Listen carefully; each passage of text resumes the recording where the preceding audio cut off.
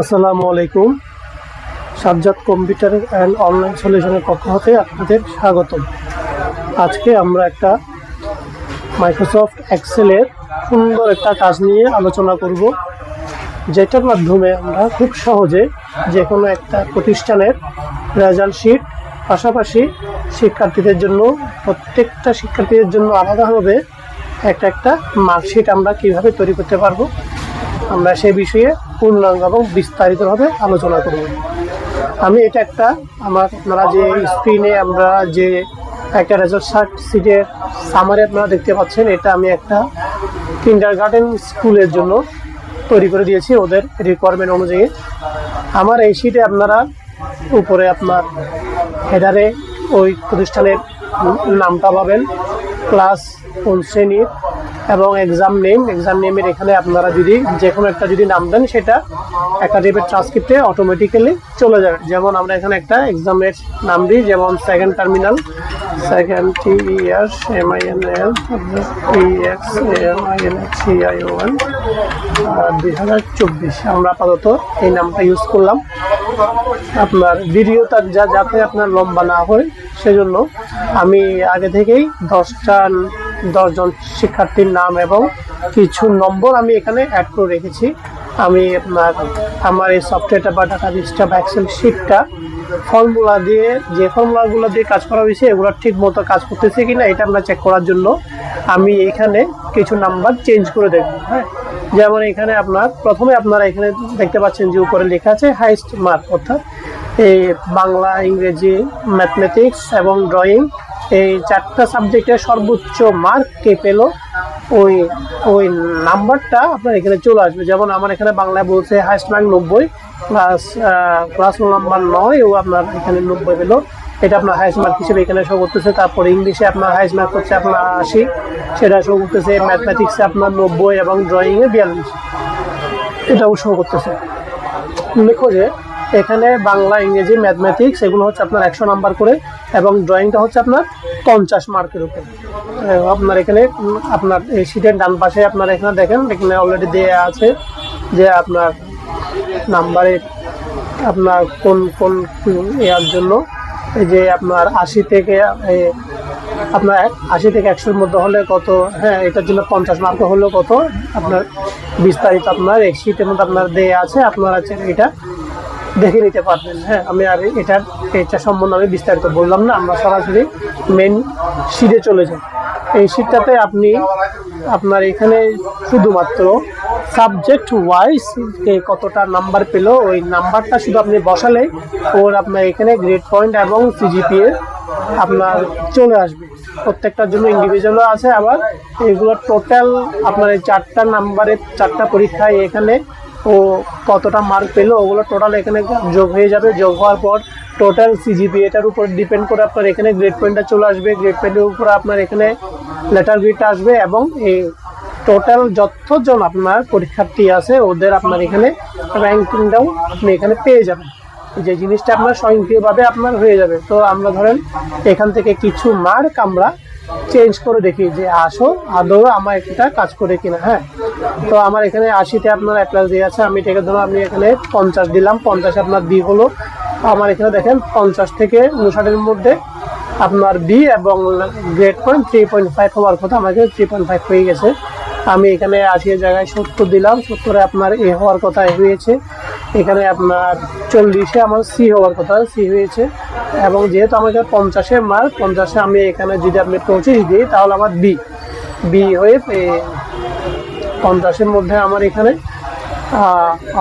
25 দিলাম, 25 দিলে আমার এখানে তাহলে 25 থেকে আপনার B হওয়ার কথা, তাহলে আমার এখানে লেটার গ্রেডটা আপনার B হল। তাহলে দেখেন আমার প্রত্যেকটাতেই মার্কে আলাদা আলাদা করে CGPA এবং লেটার গ্রেড চলে আসলো, সাথে আমার টোটাল মার্ক হয়ে গ্রেড পয়েন্ট হয়ে গেল, আমার লেটার গ্রেড হয়ে গেলো, এবং আমার র্যাঙ্কিংটাও 9 আপনার চলে আসলো। অর্থাৎ আমার এখানে টোটাল মার্ক যার সবচেয়ে বেশি থাকবে ও আপনার 1 হবে, তারপর 2, তারপর 3 এভাবে হয়ে র্যাঙ্কিংটা আপনার এখানে শো করবে। মজার একটা বিষয় হলো যে আমার এই 4টা পরীক্ষার মধ্যে, বা আপনি 8টা বা 10টা পরীক্ষা যাই নেন, আমি এখানে যেহেতু আপাতত এখানে 4টা এখানে সাবজেক্ট দিয়ে আছে, 4টা সাবজেক্টের উপর আমি এক্সপ্লেন করতেছি। এই 4টা সাবজেক্টের মধ্যে যদি কোনো একটাতেও যদি ফেল করে, যেমন বাংলায় বলা হয়েছে 40-এর যদি কম পায় তাহলে পাস, তাহলে আমি এখানে ওনাকে 35 দিলাম, 35 দিয়ে আমি ফেল, লেটার গেট আপনার ফেল আসলো।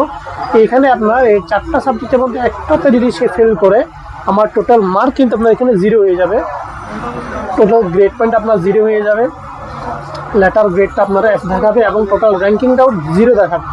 হ্যাঁ, 0 হয়ে পরবর্তীতে কী হবে, যে আপনার হাইস্ট মার্কটা পেলো ওর এখানেই, অর্থাৎ যে 2-এ ছিল ও এখন 1 হয়ে যাবে, যে 3-এ ছিল সে 2 হয়ে যাবে, অটোমেটিক্যালি লেটার গ্রেডটা আপনার চলে আসবে। হ্যাঁ, এখন আমরা দেখব যে সেম জিনিসগুলো আমার 10টা মার্ক হয়ে যাওয়ার পর আমার এখানে 10 জনের মার্ক ইনপুট হয়ে গেল। ইনপুট হওয়ার পর আমি এটাকে যেহেতু ফেলে আসে আমি এটাকে পাস করাই, আমি এটাকে এইটি দিলাম। এটি দেওয়ার পর আমার এখানে র্যাঙ্কিংটাও 9 দেখাচ্ছে। হ্যাঁ, এখন আমরা সরাসরি ট্রান্সক্রিপ্টে চলে যাব। ট্রান্সক্রিপ্টে গিয়ে দেখব যে আমার ট্রান্সক্রিপ্টটা ঠিক মতো কাজ করছে কিনা। হ্যাঁ, আমি এখানে ট্রান্সক্রিপ্টে আসলাম, এখানে আপনার দেখেন ট্রান্সক্রিপ্টটা আপনার সাজানো আছে আপনার ABC দিয়ে। এখানে আপনার নামের জায়গায় 0 আছে, কারণ আমার এখানে ক্লাস রোল নাম্বার 112 দেওয়া আছে, কিন্তু আমরা এখানে 1 থেকে 10 পর্যন্ত কি দিলাম, 1 থেকে 10 পর্যন্ত আমরা ডাটা এন্ট্রি দিলাম আর দিই নাই। তো সেহেতু আমরা যেহেতু এখানে 112 আছে, সেই হিসাবে আমার এখানে সব কিছুই 0 দেখাবে। তো আমার এখানে আমি রোল নাম্বার 1 যখনই 1 দিব, রোল নাম্বার আমি যখন 1 দিলাম, দেখেন আমার এখানে স্টুডেন্ট নেম সাজ্জাদ চলে আসলো এবং প্লে চলে আসলো। আমার এখানে যে এক্সাম নেম যেটা আমার এইখানে আপনার দেওয়া আছে, ওই এক্সাম নেমটা অটোমেটিক্যালি আমার এখানে চলে আসছে। আমি এখন এটাকে চেঞ্জ করে আমার এখানে অটোমেটিক চেঞ্জ হয়ে যাবে। যেমন আমি এটাকে সেকেন্ড টার্মিনালটা বাদ দিয়ে আমি এখানে দিলাম অ্যানুয়াল এক্সামিনেশন দিলাম, অ্যানুয়াল এক্সামিনেশন দিলাম। দেখেন এটা আমার ট্রান্সক্রিপ্টে গিয়ে অটোমেটিক্যালি অ্যানুয়াল এক্সামিনেশন হিসেবে শো করলো। হ্যাঁ, তো এবার আসেন এই ট্রান্সক্রিপ্টে আমি আরও বিস্তারিত আমি কী পাবো।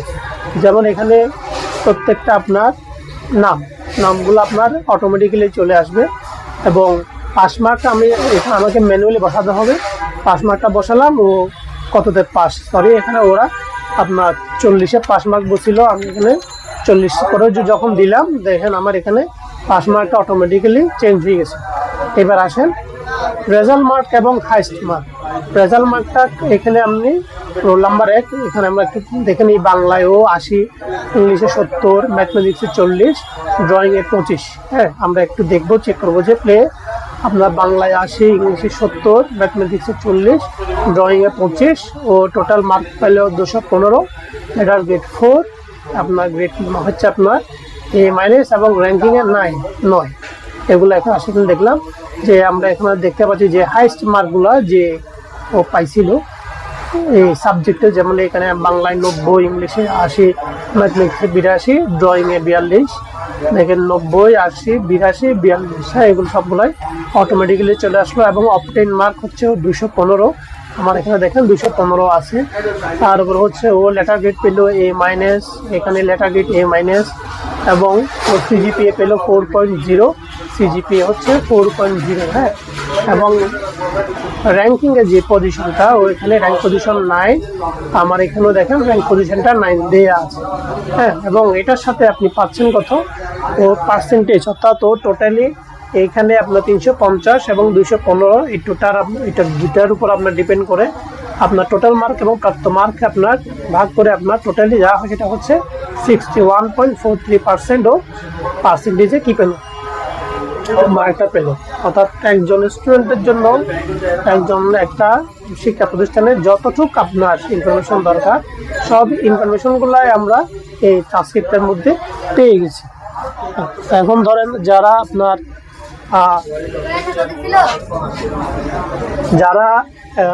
শিক্ষা প্রতিষ্ঠানের জন্য প্রতি মাসে বা প্রতি বাৎসরিক একটা নির্দিষ্ট একটা অ্যামাউন্ট দিয়ে আপনার ওই জিনিসটা আপনার ব্যবহার করতে পারতেছে না, ওরা চাইলেই এই জিনিসটা অনায়াসে ব্যবহার করতে পারবে। তো কারো যদি প্রয়োজন হয় আমার এই ডাটাবেসটা বা এই শিটটা, তাহলে আমার সাথে যোগাযোগ করতে পারেন। আমার সাথে যোগাযোগ করার ঠিকানা এবং সব কিছু আমি আমার ডেসক্রিপশন বক্সে দিয়ে দিব। ভালো থাকবেন সবাই, আসসালামু আলাইকুম।